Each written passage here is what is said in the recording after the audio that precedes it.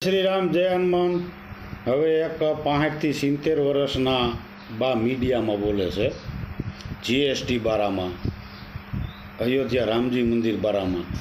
તો બા તમને એટલું જ કહેવાનું છે કે જ્યારે તમારી સત્તા હતી તમારી પાર્ટીની, તો કા અયોધ્યા ન બન્યું? એ ત્યાં જનતા જ હતી, તો જનતાને કા જાગૃત ન કરી? તો જીએસટી તમને એકને જ લાગે છે, બાકી બીજા કોઈને નથી લાગતી? હવે તમારે મારી ઘોડે કોઈને બેઠા બેઠા મીડિયામાં આવવું છે અને ખોટો બીજા આરોપ મારો છો।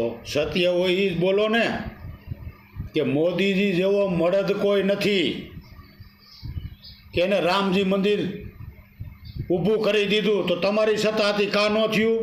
જય શ્રી રામ, જય શ્રી રામ બોલો બા। જય હનુમાન, જય શ્રી રામ, જય